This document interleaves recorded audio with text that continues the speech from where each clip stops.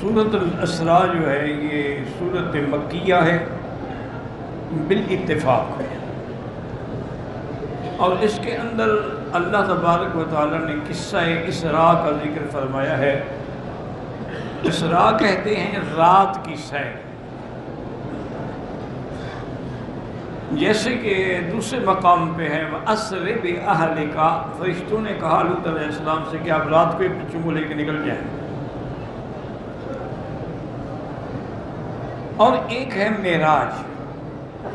اسراء جو ہے اس کی ابتدا مسجد الحرام سے ہے اور انتہا مسجد اقصیٰ پہ ہے۔ پھر مسجد اقصیٰ سے معراج شروع ہوتا ہے آسمانوں پہ، اور یہ معراج جو ہے تقریباً ہجرت سے 2 سال قبل ہوا ہے۔ اب اس میں علماء کے اندر اختلاف ہے کہ اسراء جو ہوا حضور صلی اللہ علیہ وسلم کو جو لے کر گئے ہیں تو کس جگہ سے لے کر گئے؟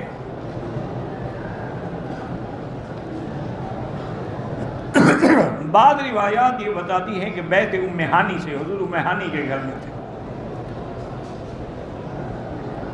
وہیں سے فرشتے آئے اور حضور صلی اللہ علیہ وسلم کو لے گئے۔ اور بعض روایات میں ہے کہ حضور حتیم میں تھے، یہ جو کعبہ شریف کے ساتھ چھوٹی سی دیوار ہے اس کے اندر تھے حضور صلی اللہ علیہ وسلم، یہیں سے تشریف لے گئے۔ بعض علماء نے ان دونوں روایات کو جمع کیا ہے کہ پہلے بیت ام ہانی میں تھے، پھر حتیم میں آئے، پھر تشریف لے گئے۔ لیکن اللہ کے قرآن پاک نے ایک جامع لفظ ارشاد فرمایا ہے، کسی جگہ کا نام نہیں لیا، فرمایا من المسجد الحرام، تو مسجد الحرام تو سارا مکہ ہے، تو بیت ام ہانی کا گھر بھی مسجد الحرام میں ہے اور حتیم بھی مسجد الحرام میں ہے۔ حضور صلی اللہ علیہ وسلم کو لے جانے کے لیے جنت کی ایک سواری جس کا نام براق تھا وہ لائی۔ براق جو ہے علماء کہتے ہیں یعنی برق سے ہے، کہ جیسے بجلی چمکتی ہے اس طرح وہ بھی خوبصورت تھی۔ اور بعض علماء نے یہ بھی فرمایا ہے کہ جیسے برق کی تیزی کا پتہ نہیں لگتا، اسی طرح براق جو ہے اس کی تیزی کا بھی یہ عالم تھا کہ جہاں اس کی نظر پڑتی تھی وہاں قدم بڑھتا تھا۔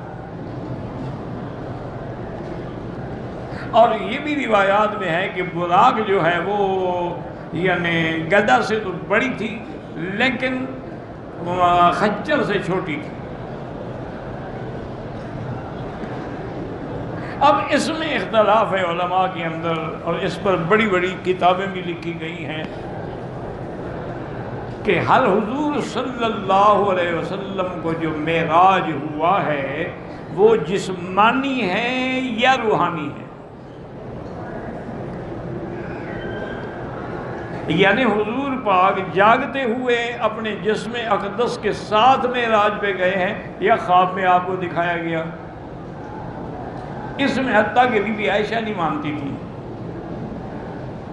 بی بی عائشہ فرماتی ہیں کہ یہ روحانی معراج ہے، جسمانی نہیں ہے۔ تو جب صحابہ نے پوچھا کہ اماں جان آپ کو کیوں اس پہ اصرار ہے، انہوں نے فرمایا کہ ما فقط تو رسول اللہ صلی اللہ علیہ وسلم عن فراشی، میں نے پوری رات حضور کو اپنے بستر سے جدا ہی نہیں پایا، اپنے وقت پہ اٹھے، تہجد پڑھی اور پھر مسجد تشریف، جب وہ ہمیشہ میرے رات پوری بستر پہ رہے تو معراج کیسے ہوا؟ تو اب بی بی عائشہ صدیقہ بنت صدیق رضی اللہ تعالی عنہ بھی کوئی چھوٹی سی شخصیت تو نہیں ہے نا، امہات المومنین ہیں، اور حضور نے فرمایا کہ دین لینا ہو تو چوتھا حصہ دین کا عائشہ سے لے لو،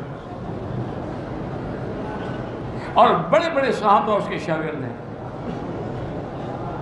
اچھا، اسی طرح حضرت معاویہ رضی اللہ تعالیٰ عنہ بھی قائل نہیں ہیں جسمانی معراج کے، وہ بھی فرماتے ہیں کہ روحانی معراج۔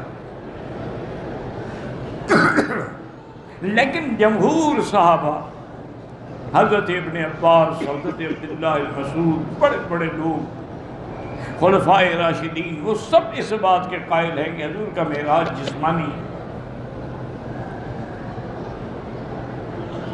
اور اس کی وجہ کیا ہے؟ وہ دلیل یہ دیتے ہیں کہ بھائی بات یہ ہے کہ بی بی عائشہ جو فرما رہی ہیں کہ میں نے حضور کو اپنے بستر سے جدا نہیں پایا، بی بی عائشہ تو مکے میں حضور کے بستر پہ تھی ہی نہیں، وہ تو مدینے میں شادی ہوئی، وہ تو یہاں تھی ہی نہیں، تو کیسی بات کر رہی ہے؟ وہ تو کوئی مدینے کی بات کر رہی ہے، کوئی اور معراج ہوگا روحانی۔ اور نے کہا باقی حضرت معاویہ کی بات ہے، حضرت معاویہ تو اسلامی فتح مکہ کے بعد لائے ہیں، اور یہ معراج ہجرت سے بھی پہلے ہوا ہے، ان کو کیسے پتہ ہے؟ اس لیے وہ کہتے ہیں کہ قوی دلیل یہ ہے کہ معراج جسمانی تھا، بلکہ علامہ جلال الدین سیوطی رحمۃ اللہ علیہ نے ایک کتاب لکھی ہے، انہوں نے کہا حضور کو روحانی معراج تو 22 دفعہ ہوا ہے، البتہ جسمانی معراج ایک ہے۔ اور تیسری دلیل جو ہے وہ یہ ہے کہ اگر روحانی معراج تھا، خواب تھا، تو پھر مکے والوں کو پریشان ہونے کی کیا ضرورت تھی کہ ابو جہل بھاگ رہا ہے اور شور کر رہا ہے کہ دیکھو جی حضور نے کیا کہہ دیا، حضور نے کیا۔ خواب میں تو بڑے بڑے لوگ خواب دیکھ لیتے ہیں، ہم جیسے گناہ گار بھی دیکھ لیتے ہیں کہ جی ہم مکے میں ہیں، مدینے میں ہیں، کعبے میں ہیں، تو اس میں کون سی بڑی بات تھی کہ وہ شور کرتا؟ شور تو اسی بات پہ کیا نا کہ جی ایک رات میں آخر حضور مکہ سے مسجد اقصیٰ کیسے تشریف لے گئے، پھر 7 آسمانوں پر تشریف لے گئے، سدرۃ المنتہا پہ تشریف لے گئے، اور اس کے بعد بھی شریف الاقلام تک تشریف لے گئے۔ گئے کیسے ہو سکتا ہے؟ مکے سے مسجد اقصیٰ کا سفر 1 مہینے کا سفر ہے، اور آسمانوں کا جو سفر ہے بقول حضور پاک کے زمین سے لے کر پہلے آسمان تک 500 سال کا سفر ہے اگر کوئی کرے تو یہ تو 7 آسمان ہے، 3500 سال لگتا ہے، اور حضور پاک کو رات رات میں معراج ہو گیا، یہ کیسے بات؟ اسی لیے وہ بھاگا ہوا سیدھا سیدنا ابو بکر رضی اللہ تعالیٰ عنہ کے پاس آیا، اس نے کہا کہ ابا بکر ہل سمیت ما قال صاحب، سنا ہے تم نے تمہارے دوست نے کیا کہا ہے؟ ہم ٹھیک کہتے تھے نا نعوذ باللہ کہ آپ دیوانے ہیں۔ اس نے کہا تم تقریر بعد میں کرو، بتلاؤ کیا فرمایا؟ اور کہا انہوں نے یہ کہا ہے کہ مجھے اسراء ہوا مسجد الحرام سے مسجد اقصیٰ، پھر آسمانوں پہ، پھر میں واپس آ گیا، رات بھی نہیں گزری۔ بھلا یہ بات کوئی عقل میں آ سکتی ہے؟ یہ تو کوئی دیوانے کی بڑھ ہے نا، ٹھیک ہے ہم کہتے تھے کہ مجنون ہے، سن کے وہ سمجھ جاتے۔ ابو بکر نے کہا مجھے اور بات کی پتہ نہیں، مجھے ایک بات بتاؤ، جو کہہ رہے ہو یہی بات تم نے حضور پاک سے سنی ہے؟ انہوں نے کہا ابھی ابھی سن کے آ رہا ہوں۔ انہوں نے کہا صدق رسول اللہ، اگر حضور نے فرمائی ہے تو پھر میرے مدنی نے سچ کہا، اسی لیے آپ کا لقب ہو گیا نا صدیق۔ انہوں نے کہا تم اتنی بڑی بات مانتے ہو؟ اس نے کہا ابو جہل لعنتی، تمہیں کیا پتہ ہے، ہم تو جبریل کا آنا جانا بھی مانتے ہیں، اگر حضور چلے گئے تو کون سی بڑی بات ہے؟ ایک بات کا یہاں سے بات سمجھنے کی کوشش کرو کہ اب یہ روایت کرنے والا ابو جہل ہے۔ دیکھیں نا بڑے بڑے ہمارے طلباء کو، علماء تو میں نہیں کہہ سکتا، علماء تو علماء ہوتے ہیں نا، ہم تو ان کے جوتیوں کے غلام ہیں۔ طلباء کو البتہ میرے جو بھائی ہیں ان کو کہہ سکتا ہوں کہ ان کو ایک بڑا شبہ ہوتا ہے کہ دیکھو جی یہ ایک آدمی کی خبر واحد ہے نا، ایک آدمی کی روایت ہے نا، اور خبر واحد جو ہے یفید الظن، وہ تو ظن گمان کا فائدہ دیتی ہے۔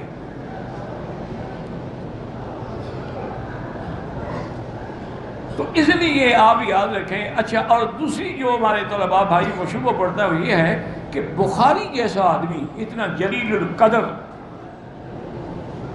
اتنا بڑا آدمی جس نے لاکھوں حدیثیں یاد کی اور پھر ان میں سے 6000 حدیثوں کو چھانٹا۔ بخاری شریف میں تقریباً 6000 حدیثیں، اور وہ بھی مکررات، یعنی ایک حدیث کئی مقام پہ آئی ہے۔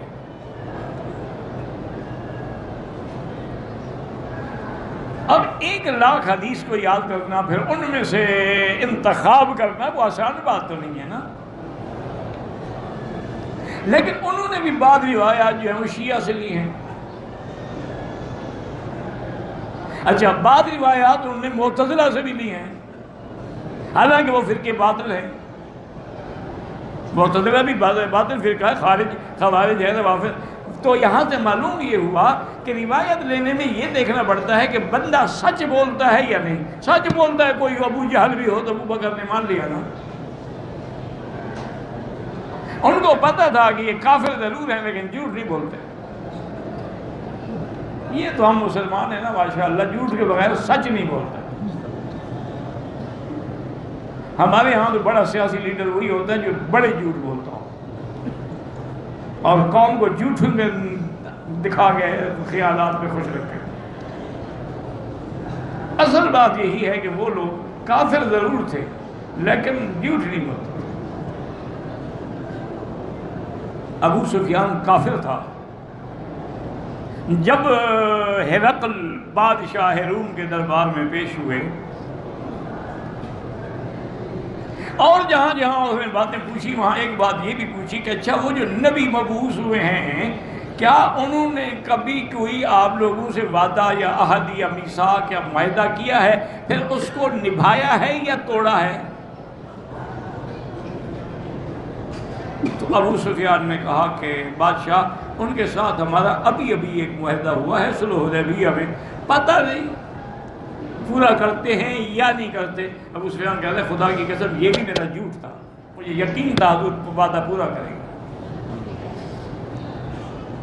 حالانکہ وہ کہتے ہیں میں جھوٹ بولنا چاہتا تھا لیکن میں نے کہا کہ ہرقل روم کے سامنے جھوٹ بول کے اپنی قوم پہ داغ لگوا لوں گا. ابو سفیان نے جھوٹ بولا تھا. وہ کافر جھوٹ سے ڈرتے تھے. انا للہ و انا الیہ راجعون.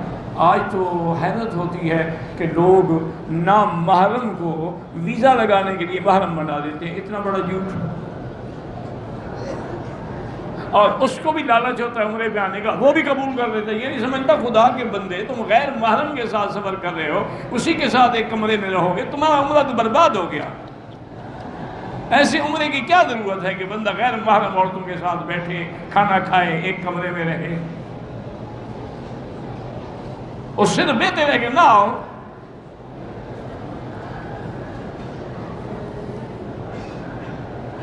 اور عورتیں بھی دیکھیں کہ غیر آدمی کا محرم بنا کے آ رہی ہیں. اللہ کے بندے کچھ خدا کا خوف تو کرو.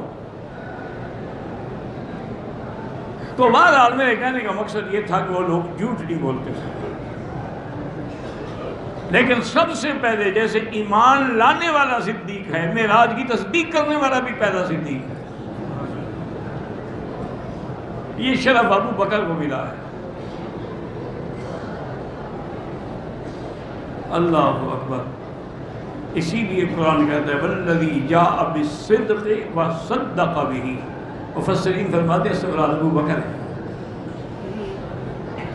جاء بالصدق سے مراد محمد مصطفیٰ ہے, وصدق به اس سے مراد حضرت ابو بکر رضی اللہ عنہ. اب دوسری دلیل یہ ہے کہ بھئی معراج جسمانی ہے تب ہی تو ابو جہل شور مچا رہا تھا نا, مگر اگر خواب ہوتا تو شور مچانے کی ضرورت ہی نہیں ہے. ایک نمبر دو کہ اگر معراج روحانی ہے تو روح تو ایک لطیف چیز ہے, اس کے لیے براق لانے کی کیا ضرورت تھی؟ براق تو سواری ہے اور تمام انبیاء نے سواری کی ہے. اس براق پہ صرف حضور نے نہیں, تمام انبیاء نے سواری کی. اسی لیے جب شوخی کرنے لگی نا تو جبریل نے کہا براق سے کہ کیا کر رہی ہو؟ آج جو سوال تم پہ سوال ہو رہا ہے ایسی شخصیت پہلے کبھی سوال نہیں. پھر وہ پانی پانی ہو گئی. اللہ اکبر. ہمارے برادری بھی عجیب ہے, انہوں نے بھی ایک استدلال کیا ہے. وہ کہتے ہیں جی یہ وہابی ہمیں چھیڑتے ہیں کہ ہم مجد کیوں کرتے ہیں, ہمیں حال کیوں آ جاتے ہیں. دیکھو براق کو بھی وجد آ گیا تھا حضور کو دیکھ کر, تو تم براق کی سنت پہ عمل کرتے ہو, نبی کی سنت تو نہ ہوئی نا. اچھا پھر اس کو جبریل نے ڈانٹا تھا یا کہا تھا بہت اچھے بہت اچھے, خوشی منا رہی ہو حضور کی؟ یہ اپنے مسئلے ڈھونڈتے رہتے ہیں نا بیچارے, کیا کریں گے, صحیح بات تو ان کو ملتی نہیں. حضور جبل احد پہاڑ پہ کھڑے تھے، آپ کے ساتھ حضرت ابو بکر بھی تھے، حضرت عمر بھی تھے، حضرت عثمان بھی تھے۔ تو پہاڑ میں زلزلہ آیا، حرکت پیدا ہوئی۔ یہ کہتے ہیں جی دیکھیں پہاڑ سے محبت تھی نا حضور کو، جبل احد تھا نا، تو جب حضور اس پہ گئے تو اس نے بھی وجد کرنا شروع کر دیا، حال کھیلنا شروع کر دیا۔ اگلی حدیث نہیں سناتے کہ حضور نے پھر جوتا مارا اس پر۔ تو آج جو بھی وجد کھیلے، سنت تو یہ ہوئی کہ ہم بھی اس پر جوتا ماریں۔ حضور نے بولا اسبت یا سبیل، اور سکون پکڑو، ما علیک الا نبی و صدیق و شہیدان، تمہارے اوپر ایک اللہ کا نبی ہے، ایک صدیق اور 2 شہید ہیں۔ علم غیب کی اللہ نے خبر بھی دے دی ہے، معجزہ ہے میرے مدنی کا، کہ جیسے آپ نے فرمایا کہ شہیدان ہیں، عمر بھی شہید ہوئے، عثمان بھی شہید ہوئے۔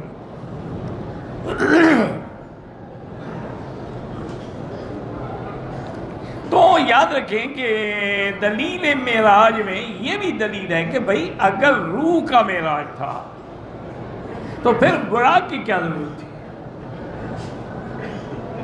2 باتیں، اور تیسری بات جو ہے وہ اللہ نے خود قرآن میں ہی یہ مشکل حل کر دی ہے۔ فرمایا سبحان الذی اسریٰ بعبدہ لیلا من المسجد الحرام الى المسجد الاقصی۔ اللہ نے فرمایا پاک ہے وہ ذات جس نے سیر کرائی اپنے عبد کون؟ محمد مصطفیٰ۔ اور یاد رکھو عبد کا اطلاق روح پہ نہیں ہوتا،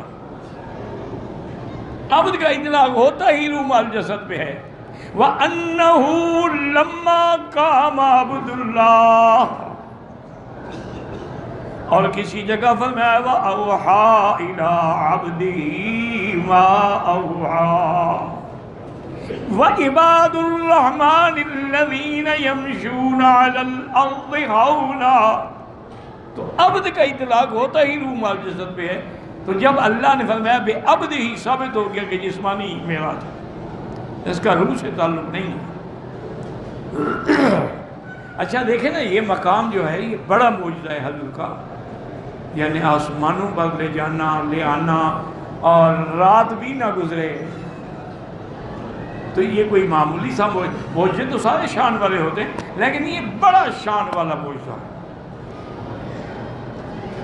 اس وقت تو مقام تھا کہ آپ کہتے ہیں کہ اسریٰ بخلیلہ، اسریٰ بحبیبہ، اسریٰ بنورہ، لیکن اللہ نے فرمایا بے عبدہ، تاکہ مشرکین پہ ضرب لگ جائے کہ میرا مدنی اتنی شان کے بعد بھی میرا عبد ہے۔ یہ نہیں کہ وہ آسمانوں پہ جائے تم خدا بنا دو، وہ مکے میں ہے تو عبد ہے، اور آسمانوں پہ گیا تو عبد ہے۔ اوحیٰ الی عبدہ ما اوحیٰ۔ اور دوسری یہ بھی علماء نے فرمایا کہ سب سے بڑی صفت جو ہے وہ عبدیت ہے، اور عبد کامل جو ہے وہ حضرت محمد مصطفیٰ صلی اللہ علیہ وسلم۔ سبحان الذی اسریٰ، اور لفظ سبحان جو ہے پاک ہے وہ ذات، یہ بھی دلالت کرتا ہے کہ اس سے مراد معراج جسمانی ہے، کہ یہ پاک ذات ہے، اس کا شان ہے کہ اپنے بندے کو لے جائیں آسمانوں پہ۔ یہ کہتے ہیں نا جی کیسے لے گئے اور کیسے اتنا سفر کیسے طے ہو گیا، تو اللہ نے پہلے رد کر دیا کہ وہ ذات پاک ہے، جو چاہے کرے۔ سبحان الذی اسریٰ بعبدہ لیلا، یاد رکھو کہ اسریٰ تو کہتے ہی رات کے سفر کو ہیں، پھر لیلن کہنے کی کیا ضرورت تھی؟ یاد رکھیں نا کہ اسریٰ تو ہوتا ہی رات کا سفر ہے، غدوتاً عشیتاً روحتاً اسریٰ، وہ تو اسریٰ کہتے رات کے سفر کو ہے۔ پھر لیلن تو علماء نے فرمایا اس کی وجہ یہ ہے کہ ایک تو تاکید کا فائدہ ہے، مؤکد ہو گئی بات کہ یہ اسراء رات میں ہے، اور دوسری بات یہ بھی ہو گئی کہ لیلن تنوین ہے۔ اللہ نے یہ بھی فرمایا بے عبدہ فی اللیل، اللیل معرفہ نہیں، لیل نکرہ ہے، اور نکرہ جہاں تعظیم کا فائدہ دیتا ہے وہاں تقلیل کا بھی فائدہ دیتا ہے، یاد رکھو، جہاں نکرہ ہو نا تو کبھی تو عظمت کے لیے ہوتا ہے کہ لولا نزل ھذا القرآن علی رجل من القریتین عظیم، یعنی علی رجل عظیم، تو یہاں تقلیل کے لیے ہے کہ رات بھی ساری نہیں گزری بلکہ رات کا بھی کچھ حصہ گزرا جس میں معراج ہوا ہے۔ باقی یہ ہے کہ عقل لڑاتے رہو تو وہ تو کوئی فائدہ نہیں ہے، اصل بات تو یہ ہے کہ اس کی اللہ کی شان ہے، وہ جو چاہیں جب چاہیں جیسا چاہیں، یفعل ما یشاء ویحکم ما یرید۔ اور بعض علماء نے، بعض یعنی عاشقوں نے، سرکار دو عالم سے عشق کرنے والوں نے بھی ایک عجیب بات لکھی ہے، وہ تفسیر نہیں قرآن کی، یاد رکھو، یہی مصیبت ہوتی ہے، بعض اسے تفسیر بنا دیتے ہیں، وہ تفسیر نہیں ہے، بس ان کا اپنی عشق کا ایک نقطہ ہے۔ انہوں نے کہا کہ اصل بات یہ تھی نا کہ جب سرکار دو عالم کی سواری براق نکلی نا، اللہ نے حکم دیا کہ گردش لیل و نہار تھم جاؤ، بس لیکن آپ گھڑی کو 12 بجے پہ کھڑا کر دیں تو 2 دن کے بعد بھی تو 12 پہ کھڑی ہوگی نا، چل ہی نہیں رہی نا۔ اللہ نے سب تھم جاؤ، دن ہے، رات ہے، سورج ہے، چاند ہے، جہاں ہو ٹھہر جاؤ، میرے محبوب کی سواری آ رہی۔ وہ رک گئے تو رات گزرے تو کیسے گزرے؟ وہ تو اپنی اپنی جگہ کھڑے ہیں نا، ہر چیز رک گئی، بریک لگ گئی۔ کبھی کبھی شاہ جی رحمت اللہ علیہ، اللہ ان کی قبر پہ کروڑوں رحمتیں فرمائے، اللہ اکبر اللہ اکبر، بڑے لوگ تھے، چلے گئے، اولئک آبائی فجئنی بمثلہم۔ اب ہم ان کے نام تو لیتے ہیں لیکن ان جیسے لوگ کہاں سے ڈھونڈیں؟ وہ ایک جگہ، میرا خیال یہ ہے، اللہ عالم، ہو سکتا ہے میں غلطی کروں، ڈیرہ غازی خان کا علاقہ تھا، اور ڈیرہ غازی خان ہمارا بڑا بیک ورلڈ علاقہ ہے، میرے خیال میں ابھی تک بھی وہی حال ہے۔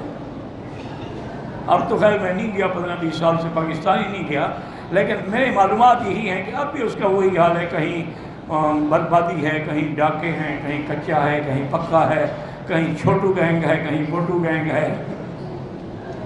تو حالانکہ یہ سارے ان کے اپنے ہوتے ہیں، انتظامیہ نے خود رکھے ہوئے ہوتے ہیں اپنی ضرورت کے لیے، ورنہ وہ آسمان سے اترے ہیں، ایک ہیلی کاپٹر جا کے سب کو اڑا دیں۔ وہ جی لانچ میں بھاگ جاتے ہیں، لانچ ہیلی کاپٹر سے تو نہیں بھاگ سکتے نا، مارنے نہیں چاہتے وہ، ان کو تو ضرورت ہے وہ۔ تو بہرحال ساتھی کی اٹھ کا اللہ کو پتہ، اسی علاقے میں حضرت کسی رات جلسے میں معراج بیان کر رہے تھے، اور آگے سارے بیٹھے ہوئے تھے، بڑے بڑے پگڑ اور بڑی بڑی مونچھیں اور بڑی داڑیاں، ہمارے بلوچ جیسے دیکھیں ہیں آپ نے، وہ بیٹھے ہوئے تھے۔ حضرت نے سمجھے کہ بڑے علماء بیٹھے ہوئے، اتنی داڑیاں ماشاءاللہ، پگڑیاں۔ تو حضرت نے علمی باتیں کی تو دیکھا کہ بھی ان میں تو کوئی حرکت ہی نہیں کرتے، اس بیٹھے جیسے مردے بیٹھے ہوں۔ تو پھر شاہ جی کو بھی خیال آیا کہ وجہ کیا ہے، میری تقریر غلط ہے یا ان پر اثر نہیں ہو رہا؟ تو فرمایا کہ بھائی آپ لوگوں کو سمجھ آ رہی ہے؟ انہوں نے کہا کو۔ اچھا اب مجھے پتہ لگا کہ یہ کو ہیں، میں نے ان کو عالم سمجھا تھا۔ تو انہوں نے یہاں ایک بڑی عاشقانہ بات کی کہ اسریٰ بعبدہ لیلا من المسجد الحرام الى المسجد الاقصی۔ انہوں نے بڑی بات کی ان کو سمجھانے کے لیے کہ ہم نے کہا نا جیسے گردش و لیل و نہار ہو گئی، تو انہوں نے کہا کہ لونگ دا پیا لشکارہ دے حالیہ نے حل ڈکل ہے۔ اب انہوں نے کہا واہ واہ جی، ان کو سمجھ آ گئی نا بات، وہ تو ان کی زبان کی بات تھی نا، وہ ان کو سمجھ آئی کہ سبحان اللہ صاحب نے، اچھا اب ان کے دماغ میں بڑی ہے بات۔ تو اب دوسری بات جو یہاں سمجھنے والی ہے وہ یہ ہے کہ اب جو جدید تحقیق آئی ہے وہ یہ ہے کہ جب حضور کو معراج ہوا ہے تو مسجد اقصی تو تھی ہی نہیں، یہ تو بعد میں بنی ہے، یعنی اس وقت تو پھر مسجد الاقصی کیوں کہا گیا؟ آج کل کی جو جدید تحقیق ہے اللہ عالم، اس کا بھی علماء نے جواب دیا. اس نے کہا جب ابراہیم علیہ السلام کو اللہ نے حکم دیا کہ اپنے بچوں کو بیوی بچے کو فلاں جگہ چھوڑو، جب وہ چھوڑنے آئے تو یہاں بھی تو کچھ نہیں تھا، لیکن ابراہیم علیہ السلام کیا کہہ رہے ہیں کہ انی اسکنت من ذریتی بواد غیر ذی زرع عند بیتک المحرم، تیرے حرمت والے گھر کے پاس، گھر تو تھا ہی نہیں، تو گھر تو یہاں نہیں تھا. معنی یہ ہے کہ اللہ کے علم میں کعبہ پہلے تھا، موجود تھا، آثار موجود تھے، عمارت نہیں تھی نا. پھر ابراہیم نے عمارت بنائی. اذ یرفع ابراہیم القواعد من البیت و اسماعیل، تو مسجد اقصیٰ کی عمارت نہ بھی ہو، آثار تو موجود تھے نا، کیونکہ سب سے پہلے اللہ کا کعبہ ہے، اس کے 40 سال کے بعد مسجد اقصیٰ ہے. اس لیے قرآن کا مسجد اقصیٰ کہنا جو ہے وہ بھی بالکل صحیح ہے. اللہ نے کیوں معراج کرایا؟ فرمایا الی المسجد الاقصى الذي باركنا حوله لنريه من آیاتنا. پہلے بھی شاید میں نے اپنے طلباء کو بتایا ہو کہ حضرت مولانا غلام محمد گھوٹوی جو تھے بہت بڑے عالم تھے، اور ہماری جامعہ عباسیہ جو ہے نا بہاولپور کی، اس کے پہلے شیخ الجامعہ حضرت تھے. تو وہ آتے تھے میرے نانے کو ملنے کے لیے. میرے نانا بہت بڑے علماء میں گزرے ہیں. تو پہلے والد صاحب کے پاس آتے، والد صاحب کہتے ہیں میں گھوڑی کا انتظام کرتا، پھر حضرت کے ساتھ لے جاتا تو تمہارے نانے کے پاس جا کے ملاقات کراتا. تو جاتے جاتے اچھا وہ تھے بریلوی مسلک سے، حضرت مولانا غلام حسین گھوٹوی رہے ہیں، بریلوی مسلک سے تعلق رکھتے تھے. کہتے ہیں جاتے جاتے کہنے لگے بڑی خیر امت عجیب بات ہے، یہ ہمارے بریلویوں کا بھی دماغ خراب ہو گیا جو کہتے ہیں کہ حضور حاضر ناظر ہیں. جس کے بارے میں اللہ کہے من المسجد الحرام الی المسجد الاقصیٰ، من جس کی ابتدا ہو الی جس کا انتہا، وہ حاضر ناظر کیسے ہو سکتا ہے؟ اگر وہ ہر جگہ ہے تو پھر من المسجد الحرام کا کیا معنی؟ اگر ہر جگہ ہے تو الی المسجد الاقصیٰ، جاہل ہیں ایسے اللہ کے نبی کو حاضر ناظر کہتے ہیں. وہ عالم لوگ تھے، بریلوی تھے، لیکن ایسے نہیں تھے جیسے آج کل پیدا ہوئے. وہ صحیح بات کہتے تھے. آپ کے ملتان کے علاقے کے تھے نا احمد سعید کاظمی، وہ بھی ان کے بڑے عالم تھے. انہوں نے کتاب لکھی ہے بشریت النبی پہ کہ جو اللہ کے نبی کو بشر نہ مانے وہ کافر ہے. وہ لوگ یعنی سچ بات کہہ جاتے تھے، پتہ تھا نا کہ غلط بات کہتے اپنی عاقبت کیوں خراب کریں. سچی بات کہتے مانیں گے مانیں، نہیں مانتے نہ مانیں. الی المسجد الاقصی الذی بارکنا حولہ، ہم نے جس کے ارد گرد برکتوں والی جگہ کہ جہاں پھل بھی ہیں اور جہاں انبیاء بھی ہیں، ہر قسم کی برکتیں ظاہری بھی اور باطنی تھیں.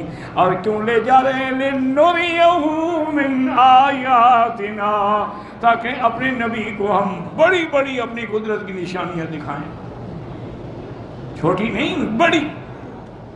جیسے حضرت موسیٰ علیہ السلام کو اللہ نے فرمایا تھا لَقَدْ رَأَىٰ مِنْ آیَاتِ رَبِّهِ الْكُبْرَىٰ، اور آخر میں مسئلہ حل کر دیا کہ کہیں میرے مدنی کی شان دیکھ کے خدا کو چھوڑ کے نبی سے مانگنا نہ شروع کر دینا، یا رسول اللہ، یا نبی، یا محمد. فرمایا کہ سننے والا بھی میں ہوں اور جاننے والا